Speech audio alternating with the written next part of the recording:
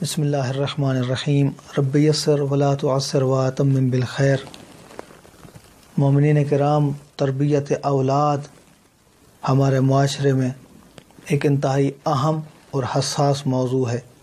اس حوالے سے ہم سب کو کام کرنا چاہیے، ہم سب کو بات کرنا چاہیے، ہم سب کو ایک دوسرے کی مدد کرنا چاہیے۔ قرآن مجید کے اندر ارشاد رب العزت ہوتا ہے، بسم اللہ الرحمن الرحیم، قوا انفسکم و اہلیکم نارا۔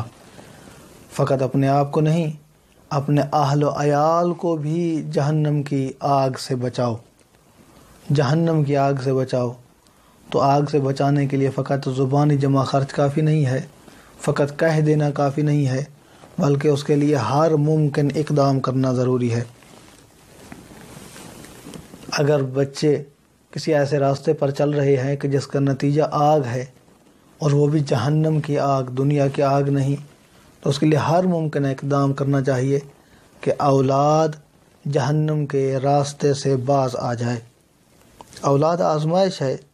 قرآن مجید میں سورۃ انفال میں آیت نمبر 28 میں یہ ارشاد ہوا ہے، بسم اللہ الرحمن الرحیم، وَاعْلَمُوا أَنَّمَا أَمْوَالُكُمْ وَأَوْلَادُكُمْ فِتْنَةٌ۔ جان لو کہ تمہارے مال و دولت اور تمہارے اولاد تمہارے لیے آزمائش ہیں۔ آزمائش اور امتحان میں وہی کامیاب ہوتا ہے کہ جو اس کی تیاری کرتا ہے، جو اس کے لیے محنت کرتا ہے، جو اس کے لیے مشقت کرتا ہے، جو اسے وقت دیتا ہے۔ تو اس کے لیے ہم سب کو کوشش کرنا چاہیے، وقت دینا چاہیے۔ سورہ تغابن آیت نمبر 14 کے اندر ارشاد رب العزت ہوتا ہے، ان من ازواجکم و اولادکم عدوا لکم فاحذروہم۔ تمہاری بیویوں میں اور تمہاری اولاد میں تمہارے دشمن ہیں، ان سے ڈرو۔ دشمن تبھی ہوں گے کہ جب ان کی تربیت نہیں ہوگی، جب نیک راستے پر نہیں ہوں گے تو یقیناً دشمن ہیں۔ سب سے پہلا اصول جو علماء اخلاق بیان کرتے ہیں تربیت اولاد کے حوالے سے، وہ ہے اولاد کی طبیعت یہ ہے کہ اپنے والدین کی کاپی اور نقل کرتے ہیں۔ والدین ان کے لیے آئیڈیل ہوتے ہیں، والدین ان کے لیے انسپائریشن ہوتے ہیں، وہ کوشش کرتے ہیں اپنے والدین جیسا بننے کی۔ تو سب سے پہلا طریقہ اور سب سے پہلا عمل یہ ہے کہ والدین اپنی عادات و اطوار کے اوپر نگاہ کریں۔